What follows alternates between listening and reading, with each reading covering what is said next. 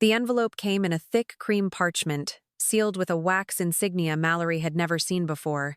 It arrived on a Tuesday, buried beneath flyers and a utility bill, and it simply read, "You are requested to attend the reading of the late Jeremiah Vale's will, to be held at Ravenhall Estate, Essex County, Virginia." She hadn't heard that name in years. Not since the day her mother forbade her from ever contacting her father's side of the family. Now Jeremiah Vale was dead. Mallory hadn't been to Ravenhall since she was 8 years old, a summer estate lost in time, swallowed by overgrown woods and fog-covered hills. Her memories of it were fractured. A massive iron gate, echoing marble corridors, the smell of lavender and wood smoke, and her grandfather, tall and silent, watching her with eyes that seemed to see too much. She booked the flight the next morning. The drive from Richmond was longer than she remembered, winding through back roads and dying towns. By the time she arrived at the estate's iron gates, dusk had settled. The gates stood open, almost as if waiting. A woman in black greeted her at the entrance. Marlene, the longtime housekeeper. Her face was thinner, but her eyes were the same stern, watchful. "Miss Vale," she said with a nod. "He expected you." Mallory hesitated. "I didn't even know he remembered me."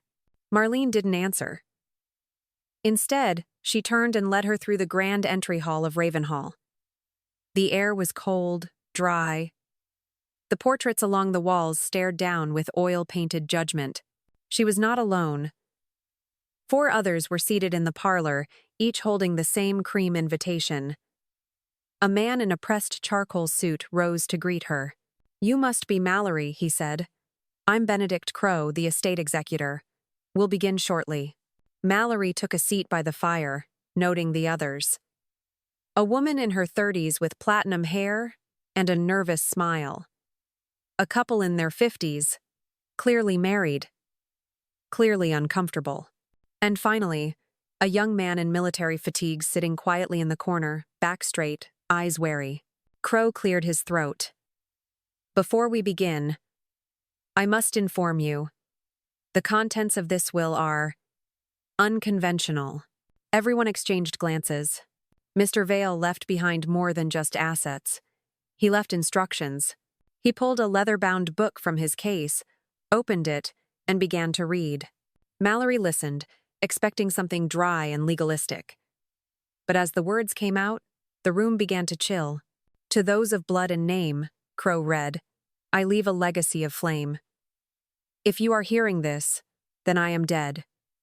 But what I built, what I protected, still breathes." Mallory blinked. "What?" "Each of you has a part to play. Each of you will inherit if you survive." The fire snapped violently. Marlene entered with a tray of glasses whiskey, untouched, and placed them in front of each guest. Crow closed the book. "The conditions are clear. You will stay at Ravenhall for 7 days. At the end, the estate and all associated holdings will be granted to the last remaining heir." "Last remaining?" Mallory echoed. "He means," the soldier said quietly, "someone won't make it out." Silence. Crow smiled faintly. Mr. Vale had unique views on legacy. Mallory stood. "This is insane. You can't possibly be serious." "You are free to leave," Crow replied. "But if you do, you forfeit your claim." She looked around. No one else moved. The others seemed caught between disbelief and curiosity. Or maybe greed. "Then let the game begin," Crow said. And with that, the doors of Ravenhall shut for the night. Outside, a low wind began to howl. And deep within the house, something began to stir. The first night at Ravenhall was not peaceful. Mallory lay awake in the dim guest room, listening to the creaks and groans of the old house. Her thoughts swirled in loops. Her grandfather's cryptic will, the strangers gathered in the parlor, the strange heat that seemed to emanate from certain walls of the house. She'd felt it walking down the east corridor, a strange pulse beneath the wallpaper, like a heartbeat in the timber. At 2:13 a.m., a knock shattered the silence. 3 soft raps on the door. She shot upright in bed. "Who is it?" No reply. She grabbed the flashlight from the nightstand and crossed to the door. When she opened it, the hallway was empty except for a single object on the floor. A matchbook from the old Ravenhall greenhouse. It had burned down over 20 years ago. By morning, the others were gathered at the long dining table in the conservatory, eating breakfast off silver service. Crow was absent, but Marlene poured coffee with her usual steel-eyed calm. "Did anyone else hear knocking last night?" Mallory asked, voice casual, the platinum-haired woman introducing herself now as Livia Harper raised her hand. "Twice. But I figured it was the plumbing." The military man he went by Harris shook his head. "I sleep light. Didn't hear a thing." The married couple, Edmund and Helena, exchanged glances but said nothing. Mallory reached into her pocket and placed the matchbook on the table. Livia stared. "That's not funny. That's from the fire." "What fire?" Harris asked. "The greenhouse," Mallory answered. "It burned down when I was a kid. They said it was lightning, but—" She hesitated. "I remember screams." Edmund spoke at last. "I was here that summer. I remember the smell. And the way the vines kept growing back no matter how much they cut them." Livia's eyes darkened. "I think he's testing us." Jeremiah. "To see what we're made of." Mallory nodded. "Then we better start playing." After breakfast, they were each handed a sealed envelope by Marlene. On the front, a single word, Challenge 1. Inside Mallory's was a riddle. "I grow without roots. I flourish in shadow. I burn but do not consume. Find me where the breath of the house gathers." No instructions, no prize, just the riddle. Livia groaned. "What is this, an escape room?" But Mallory's mind was already racing. Grows without roots. Flourishes in shadow. Breath of the house. She left the table and began pacing the manor. The East Wing, once a music hall, now stood unused. She stepped inside and froze. It was cold unnaturally so. Her breath fogged, and there, at the center of the room, sat an iron brazier. No fire, but ash clung to the edges. She bent down and saw a symbol etched into the stone beneath it. The Vale family crest, with one strange difference: the flame at its center was blue. She pressed her fingers to it. The floor groaned. Then shifted. With a low rumble, a panel in the wall opened, revealing a narrow passage behind it. Mallory descended a spiral staircase lit only by flickering electric bulbs, their cords twisted like vines. At the bottom, a chamber lined with stone, covered in tapestries showing scenes of fire, battle, and ritual. And at the center, a small table with a journal. She opened it. Her grandfather's handwriting covered the first page. "Fire reveals truth. Let this place test your courage." She heard movement above. Someone else was coming. She grabbed the journal and slid into the shadows. Harris entered, flashlight in hand. He didn't see her. He crossed to the table, frowning, then picked up something Mallory hadn't noticed: a metal medallion, crimson with a serpent coiled around flame. A second riddle lay beneath it. Harris didn't stay long. Once he left, Mallory slipped out and followed him back up. That evening they reconvened. Edmund had found a hidden poem in the chapel. Helena claimed hers led her into the wine cellar, where she discovered old bottles labeled with ciphers. One thing became clear. Everyone had a different test. A different piece of the puzzle. Crow returned with an update. Day 1 complete. One of you has earned an advantage. One of you has earned a warning. He turned to Harris. You took the medallion without reading the warning. You now carry a burden. Mallory's eyes widened. Harris looked pale. Crow turned to Mallory. You retrieved the journal. That was your test. You now may ask me one question. She didn't hesitate. What really happened in the greenhouse fire? Crow smiled faintly. A ritual. Interrupted. The room fell silent. Crow bowed. Good night. Day 2 begins at sunrise. Mallory returned to her room, but the shadows in the hallway felt closer now, and from the vent in her wall, she swore she heard someone whisper her name. Mallory awoke before sunrise, the voice from the vent still echoing faintly in her memory. She dressed quickly and found herself drawn to the east wing again, not to investigate, but to think. The brazier chamber was unchanged. Cold. Still. But something new had appeared since the night before. A chalk mark on the back of the hidden panel. A circle split by a vertical line. Harris's medallion bore the same design. Back at the dining hall, Crow greeted them with a grim expression. Day 2 begins now. As before, you will each receive a challenge. The house knows the truth in you. And today, it will ask more. Again, Marlene distributed envelopes. Mallory's riddle read, bound by oath, broken in trust, I sleep beneath the guardian's dust. Find the vow they buried. It made less sense than the first, but she sensed a direction. The family cemetery. The Vale graveyard lay behind the chapel, tucked between crooked trees. A long iron fence guarded weather-worn stones. One stood taller than the other, sure great-uncle Ellis, the only Vale to die in battle. A sword was engraved across his epitaph. She wandered the rows, eyes scanning for clues. The air grew colder near the far edge, where a willow tree hung over a cracked statue. A woman cloaked in ivy. The guardian, Mallory whispered. She knelt at the base. Something glittered beneath the soil.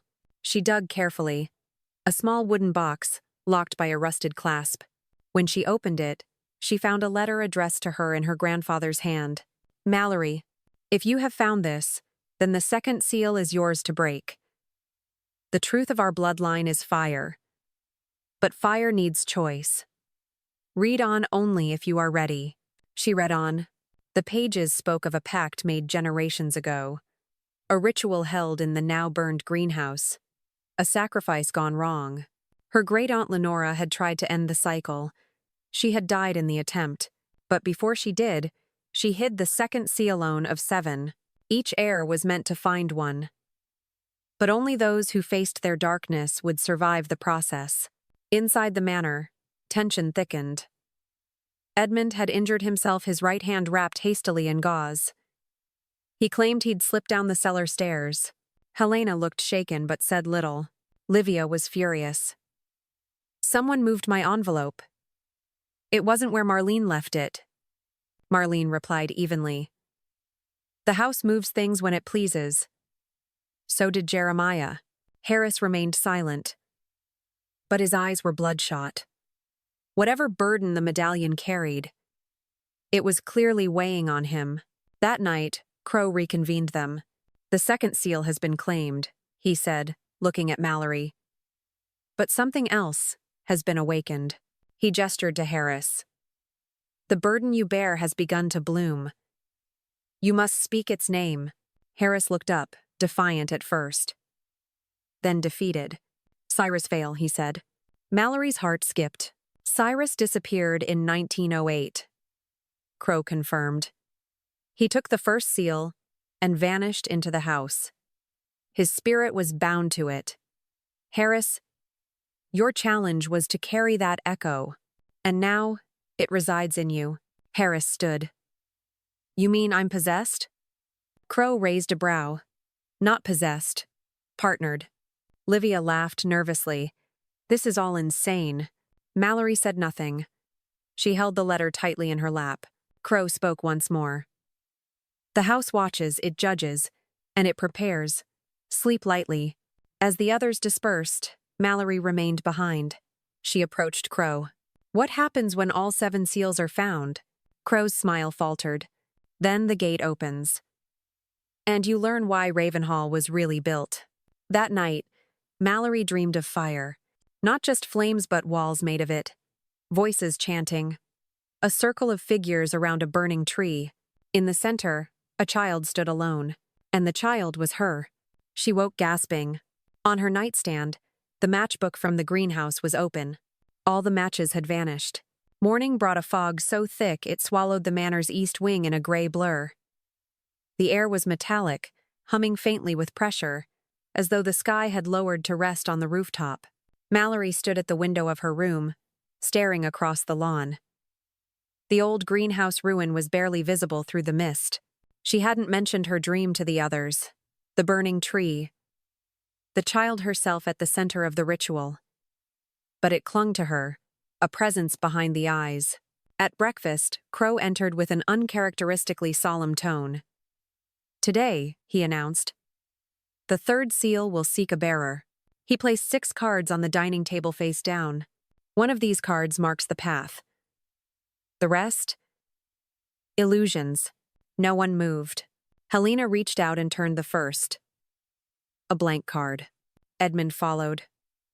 Another blank. Mallory hesitated, then chose. Her card bore a single word. Reflect. Her new riddle came with it, scribbled in a hurried hand. To see the self is to brave the fire. Beneath the mirror where blood runs cold, seek the flame within. There was only one place in the manor where mirrors covered an entire room. The North Gallery. It had once been a ballroom, its walls lined with silver-backed mirrors that warped with age. As a child, Mallory remembered being frightened of that roomiac reflection slightly. Off. Now she returned. The gallery groaned as she entered. Cold seeped from the walls, and the mirrored reflections of herself blinked slower than they should. At the center of the room stood a covered object. A mirror taller than the others, draped in black cloth. Mallory pulled the cloth away. She didn't see herself. The reflection showed the ballroom as it had been a century ago. Lit by candlelight, filled with dancers in crimson masks. In the center stood Cyrus Vale, raising a goblet in a silent toast. She reached out. Her fingers met the mirror and passed through. Mallory stumbled into the past. Everything shimmered with a reddish tint. Music played, hollow and distant. The guests didn't see hair or pretended not to. A woman approached. Her mask was bone white. Her voice, distant. "You follow fire, but forget the ash." Mallory tried to speak but found she had no voice. The woman reached out and touched her chest. The vision shattered. Mallory woke on the ballroom floor, gasping. In her hand was an object she hadn't held before, a mirror shard, warm to the touch, with a sigil etched into the back, a flame inside a closed eye. Her third seal. Elsewhere in the house, things were shifting. Livia had vanished for hours. When she returned, her dress was soaked, and her arms scratched. "I found a well," she whispered. "With stairs. They went down forever." She refused to say more. Helena and Edmund were arguing behind closed doors. Something about the ledger and what Jeremiah knew. Crow gathered them again that evening.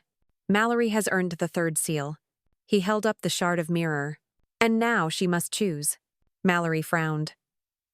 "Choose what?" Crow gestured to the others. "To share what she saw, or remain silent. Each seal bears knowledge. But with knowledge comes danger. If you speak it aloud, it cannot be undone." Mallory looked to Harris, whose eyes were shadowed now with something older than himself. She looked to Livia, still trembling. "I saw Cyrus," she said finally. "I saw a ritual, a masquerade, and a warning. That following fire means forgetting ash." Crow nodded solemnly. Then the lights flickered. The hearth flared up suddenly, casting shadows like hands across the walls. In the center of the fire, for only a heartbeat, Mallory saw her own face, older, angrier, burning.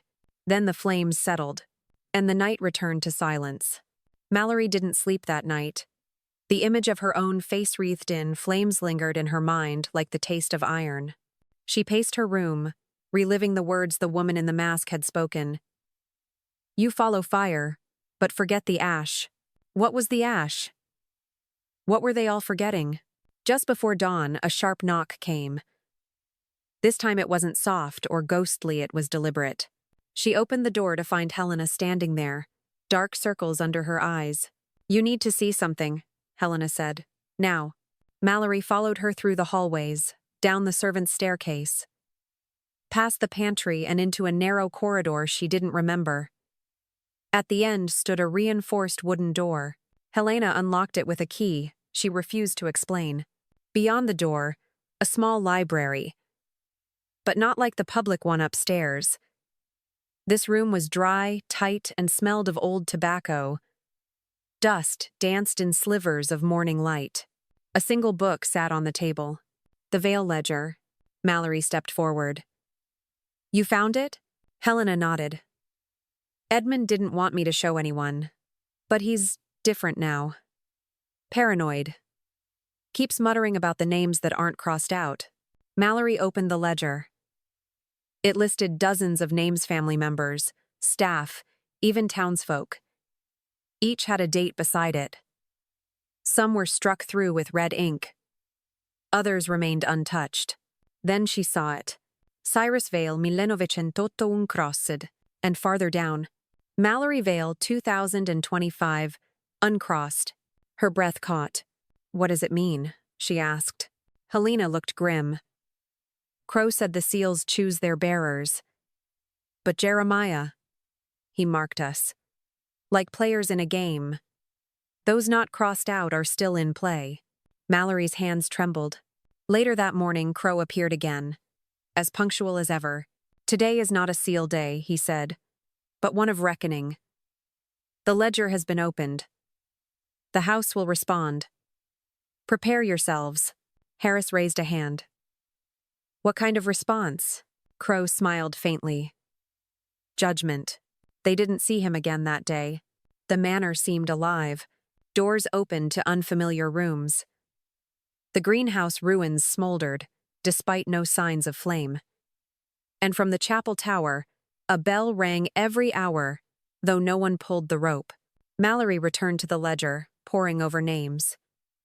She noticed an odd pattern. Some names had been updated, as if someone continued writing long after Jeremiah's death. Then she noticed the latest entry. Livia Harper, 2025 INK still wet. Mallory found Livia in the West Hall, curled on a chaise, staring blankly at the ceiling. "Are you all right?" Mallory asked. Livia didn't answer at first. Then softly, "The well doesn't end." I kept going, and I heard someone whisper my name. But it was my voice, not theirs. Mallory crouched beside her. "I think the house is reacting to us. Testing what's left." "I failed," Livia said. "I saw my name in the book." Mallory shook her head. "That just means you're still here." That night, thunder rolled in from the mountains. The lights flickered more violently than before. The hearth flared again, and from the smoke, a face emerged. Edmund's ends. He stood, eyes wide, then collapsed. Blood trickled from his nose. Helena screamed. Crow appeared moments later, seemingly from nowhere. "It has begun," he said. "The house has claimed a debt." Mallory knelt beside Edmund. He was breathing, but shallowly. His hand twitched like it wanted to write. Crow continued. "Every heir must face a reckoning. Edmund's has come early. Helena, you must choose stay by him, or take his place in the next trial." Helena stared at her husband. Then, slowly, she stood. "I will take his place." Crow nodded. "Very well. The fifth seal will seek you." Mallory stood too. "What if we refuse to play?" Crow's eyes were firelight. "Then the house plays for you." Rain fell in sheets against the windows of Ravenhall. The storm had arrived in full, and the house groaned beneath its weight. Somewhere deep within its halls, bells rang not the chapel bell, but something older, buried. Mallory sat with Livia and Harris in the drawing room, the fire crackling low. Helena had vanished with Crow hours ago. No one had seen them since. "I think we've lost control," Harris muttered. Livia nodded. "If we ever had it." Mallory looked to the hearth. "The seals. We were never meant to find them all. Jeremiah started something. And now, it's finishing itself." A gust of wind slammed against the window. A moment later, the front doors boomed open. Mallory rushed into the grand foyer. Crow stood soaked in the doorway, and beside him Helena. Pale. Shaking. Holding something wrapped in cloth. They entered silently. Helena handed the cloth to Mallory. Inside was a locket. Her grandfather's lax. Crow's voice was quiet. The sixth seal. Mallory opened it. Inside was no photo, just a sliver of paper bearing the words, "The Ash remembers." The room seemed to tilt. Helena sat heavily on the stairs. "I saw the fire," she whispered. "The real one. The one that took Lenora." It was a ritual, but not just for power, for cleansing. She was trying to end it, to burn the pact Jeremiah made. Mallory nodded slowly. And she failed. Crow turned to them. "Only one seal remains. But you must understand, the house survives through legacy. If you break the cycle, truly end it, it may not survive." "And if we don't?" Harris asked.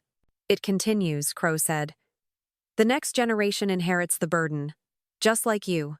That night, Mallory dreamt of the ash. She walked barefoot through the burned greenhouse. Ghosts stood between the vine-wrapped columns watching her. One stepped forward. A young woman in black. "Lenora, you don't have to burn the house," Lenora said. "You just have to break the pattern." Mallory reached out. "How?" Lenora pointed to the earth. "The roots. That's where he hid the truth." Mallory woke with a start. She led Harris, Helena, and Livia into the greenhouse ruins at dawn. They dug where the center tree once stood. They hit metal. A lockbox. Old. Heavy. Inside, documents, photographs, and a final letter, signed Jeremiah Vale. In it, he confessed everything. The blood pact. The seals. The ledger. And how he bound the house's essence to the family line. As long as a Vale bore the seals, the house would live and feed. "I was wrong," he wrote. "Forgive me. Burn this. Burn me." Mallory didn't hesitate. She carried the box to the hearth in the great hall. Crow stood waiting. "This is the seventh seal," Mallory said. He nodded.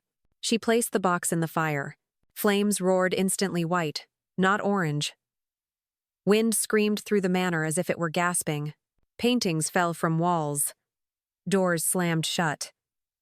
The ledger in the secret room caught fire without a spark. And then silence. The storm outside broke. Sunlight pierced the clouds for the first time in days. That evening, the group stood on the front steps of Ravenhall. The house stood, but it felt empty. Crow stepped forward, his eyes gentler than before. "It's done." "What happens now?" Harris asked. "You live," Crow replied. "For the first time, you truly live." He turned and walked into the forest, fading with the mist. Mallory looked back at the manor. She didn't feel anger or fear, only peace. Behind her, Helena whispered, "What do we do with it?" Mallory smiled faintly. "Whatever we want,